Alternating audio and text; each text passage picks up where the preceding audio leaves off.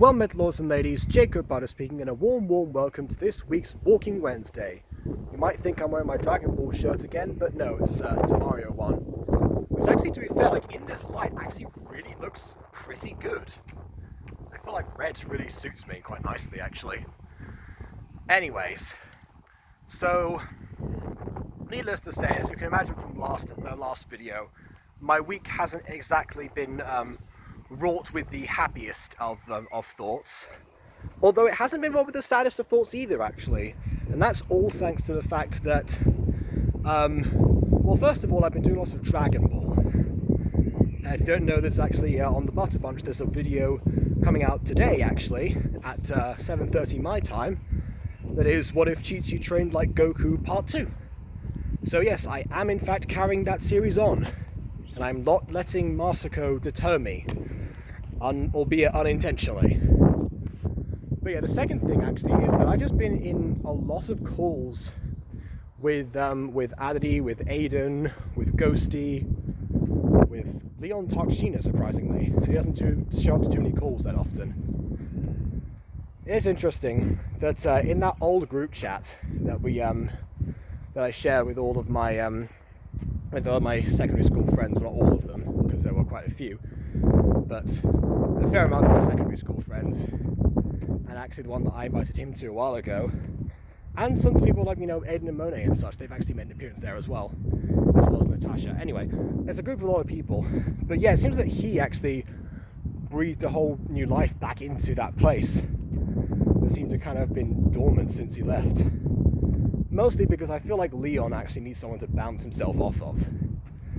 And no one gives him more of a competition than, actually, to be fair, our mutual friend Brandon. But since he's not around, Adity, definitely. But yeah, we've been keeping him up to date with stuff, and we've actually been showing him lots of our gacha shows. I mean, we got through a trip down memory lane as far as Mutant Girl Season 1 went. Then we did Fallen Angel Season 1, up until the crossover episode, at which point we went into Mutant Girl Season 2, and at that point, we decided to turn around and go back a different way, because the road's actually less occupied. I'm trying to avoid places of many cars, and also it might trigger hay fever, because I've had that problem quite a lot this week as well. So yeah, then we decided, okay, we're going to watch up until the Mutant Girl Season 2 Episode 8. So we get to Fallen Angels Episode 8. And then carry forward with Fallen Angels, then carry forward with the Mutant Girl. Which of course also meant that before we got to the crossover of Fallen Angels, we wanted to watch the Through Her Eyes. Which makes me realise that actually, if you want the ultimate viewing experience, as far as those shows go, and if you want the context behind everything, without so much as any spoilers, actually, there's a lot of catch-up that you need to do. So I've realised that kind of flaw, because in that particular episode, there's a conversation that Morwenna has, who, again, I assume if people have watched the episode, then you will know. If not, here is your warning. Skip forward, like, I don't know, a minute or so from now. Basically, Morwenna gives Adam an update of what's going to be going on in her life. The stuff to do with Reina having disappeared and just recently emerged in a whole new form. Also, I guess the ordeals with the camping trip. So all of that information is something that obviously you were supposed to watch when it sort of came out, but I feel like that's now I've had time to process that might be more of an issue, actually. Because yeah, it's kind of important to do that, but maybe I would have gone a bit more subtle with that, because that one conversation is the only reason that particular video is the video needs to have all that context before it, or at least it would for, again, the ultimate viewing experience. So yeah, it is kind of interesting that the episode that ties Fallen Angels to the wider Butterverse, before it itself becomes the center point of the wider Butterverse for a bit, actually doesn't really help in the wider context of the series. So yeah, I guess I didn't really catch on to that. Now technically you can watch that part before it, but now that I'm wondering for any future crossovers and stuff, how much information we should go into, where the characters actually are at any given point. Because that was the idea, that we would establish where everyone is, at a given point, so we can firmly pin down exactly where, we are in the story. I think that was why that conversation sort of needed to happen. But yeah, I don't know. What do you lot think, actually? I'll actually read the comments on Walking Wednesday this time, because I forget to do that quite often. And I forget just how many people are actually, somewhat invested in this show. It's still kind of bizarre to me that, anyone cares about me ranting about stuff for, sometimes half an hour on end. But there you go. That is, it's quite an easy format for me to make, so I've made a lot of them. In fact, so many that I've forgotten some of the numbers of certain big event episodes. Like the collab with Laura Duffy X, it was episode 45, and it was actually episode 43. Episode 45 was the one I did with my parents. So, yeah, it's sort of interesting, because I was showing that to, I was trying to show that to Pika and Adri yesterday, because I was talking to both of them for the first time in 3 years at the same time. And one thing that came up actually was to do with Irish accents and stuff. So I thought, okay, well, let's give one example of when I've collabed with an Irish person. Although actually I could have definitely shown just part of the Mutant Girl itself, but yeah, Pika's not entirely convinced that he would actually be into the Mutant Girl as a show. Which, yeah, is fair enough. I will admit, the show, I guess, if you don't like Gacha as a visual style or whatever it might be, then you're kind of toast. Although I have said this before, people have actually gone on to watch the Mutant Girl itself without watching any other Gacha shows.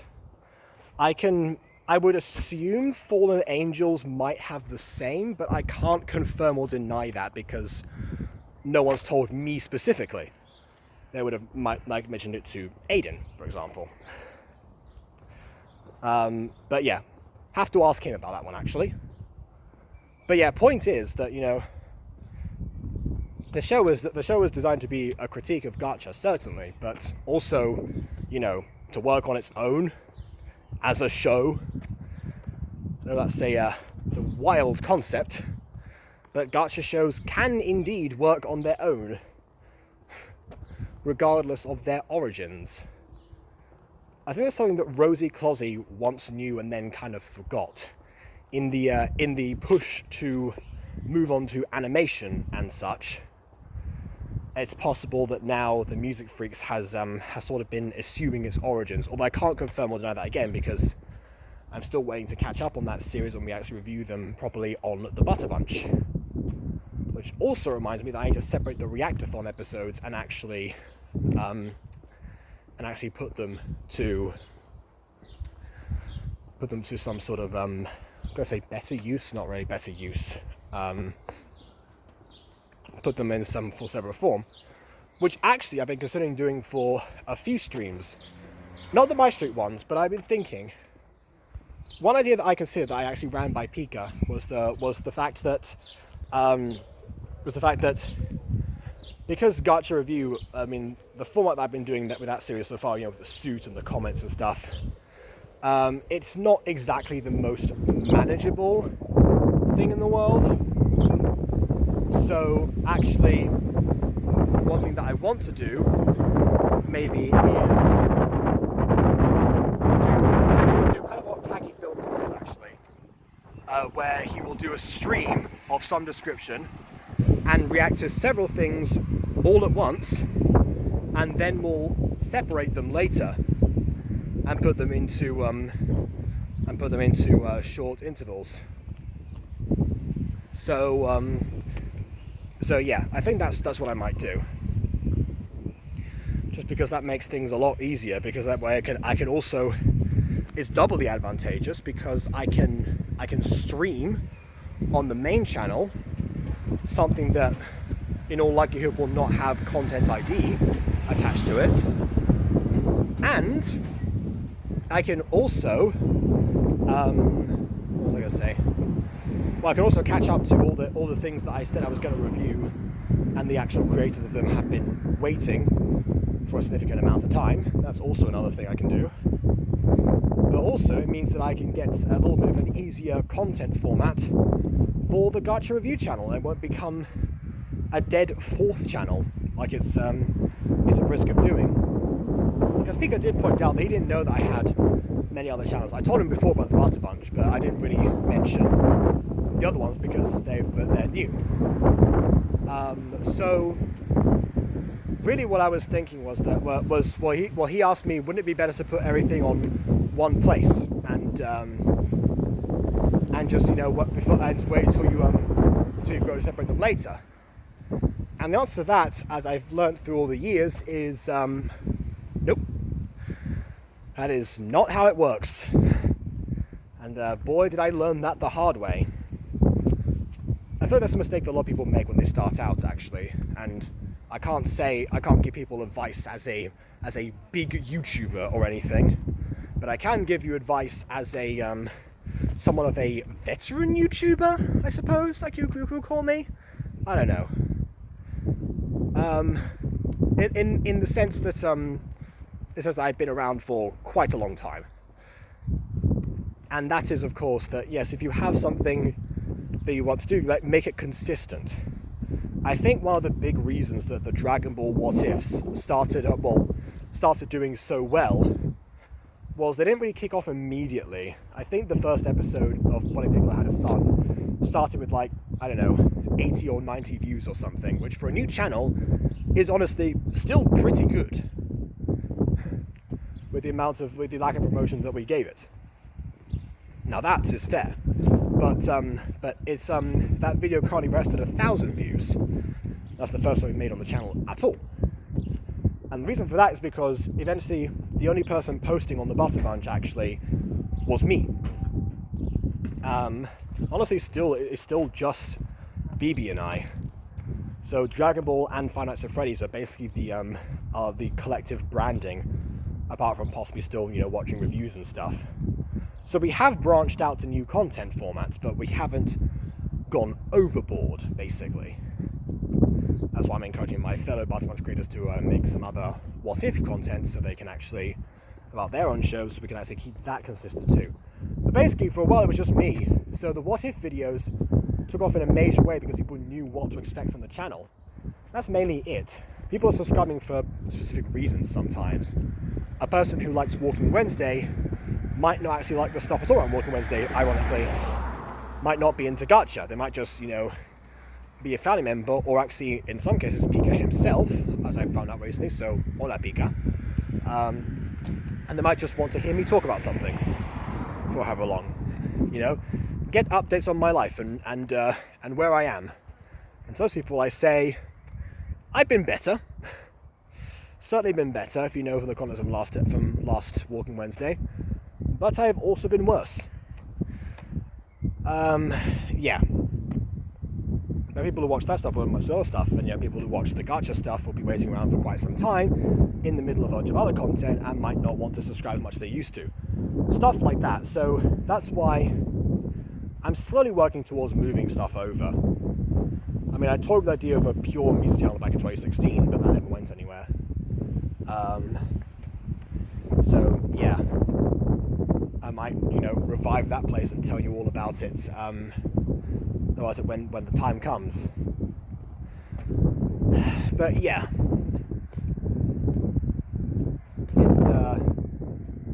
it's a process, and yeah, I do think that is the way forward, to do something separately, because I mean, I will say this, you know, when I first started the Jacob Butter channel, having no idea how to do editing or stuff like that, I just posted whatever I wanted there. You know, once I actually got rid of the EasyVid problem, which I called a virus, but I don't think it was a virus, it's just rendering issues or processing, I don't know what it was, basically. Once I got rid of that issue, and I started posting, I didn't gain any subscribers until late 2014, I think. I started the channel in mid-2013. So yeah, I did virtually nothing. So honestly, any change that I've experienced in the recent years has been monumental in comparison. I would sometimes go for months on end checking my subscriber count and just seeing that it was either the same or it had gone up one, gone down one, and it would take months actually before it would even go by one. And yeah, as I discovered, you know, I've now learnt what I'm doing. I now know how to actually market myself. I can make somewhat decent thumbnails, especially for what if videos actually. And it seems that I can carry a community channel when no one else is posting on it, until they eventually do. Again, I must thank PB for actually, you know, taking the step up. But I will say, where's the Spore Let's Play? That's my question now. But yeah, I have plenty to think about still, and that's why at least I've been able to I've been distracting myself with something productive, rather than just, you know, wallowing in despair or just or wasting too much time talking to friends, because that's another thing. We didn't just watch Mutant Girl and Running With You, and well, we did watch Running With You, is what I was to say. You know, so we got following, so we watched Running With You. That's what I was trying to say before. And we also watched that one episode of Vampiric War. We haven't done Outwatch Academy yet, so we'll see how well that's going at some point. Hopefully we'll get Ghosty back for that as well, because we've been talking about environmental storytelling to do with that as well. Yeah, just thinking about all these certain details, and also Aiden and I have been talking about some aspects of the Ghost of the Future parts of Fallen Angels that I am not going to exposit, because any clues that I give would be too much. But needless to say, actually no, let's give a clue. I'm not going to do that. But yeah, if there's ever some sort of big thing that ends up happening, like a huge major event, let it be known that the research for that started yesterday, and it will probably pay off years in the future. But obviously he and I are willing to wait, because we're too stubborn. That's another thing that happened actually. I premiered We Held On Fast, and I was surprised to find that Cybo actually came back. If people don't know who Cybo is, he actually was somebody who, again, a secondary school friend who I unfortunately lost contact with, because we were quite close back in the day, and he actually decided out of the blue to I don't know, check out what was going on, and he said he was very impressed and proud of me that I hadn't actually given up. And yeah, I've learned that over the years. I could have given up way back in 2015 actually, considering that I kind of don't basically know where. That's when schoolwork started to get more intense, because I was preparing for GCSEs the following year and such, and you know, that whole malarkey. I could have given up then, but no, I always find some sort of moment to dedicate to entertaining the few people that were watching back in the day, and the still few watching now, but less few. A higher quantity of few, if that makes any sense. I don't think it does, but you know what I mean. So yeah, I've learned over the years that I'm too stubborn to give up. You know, and even the shows that I start a long time ago eventually make their way back and return, and I want to give them a proper conclusion, because I don't like leaving stuff unfinished, even if 10 people watched it 5 years ago or something. I know. So rest assured, someday both Fallen Angels and The Musing Girl will end. And in the case of Fallen Angels, the conclusion of it is being thought of as we speak. So that's something. One thing I'm going to say before I end this actually is that I also realised that tomorrow is the last day of Pride Month actually. Once again, I failed to get a special out in time, but most because of everything that went down and the holiday that we were on. I couldn't work on anything. Well, actually, I didn't fail to get a special out because I got the review out. So yeah, check that out if you want. Might react to some gay gotchas today, actually. Just as an end of it, a sum up of Pride Month 2022. I don't know. Anyway, point is that yeah, June 30th is coming up, and actually that is the day that is the furthest day in the future that I, in June 10th, 2020, was able to send a video forward in time. The last video to contain poll cards. And the question, of course, is if the poll cards themselves will still be there or not.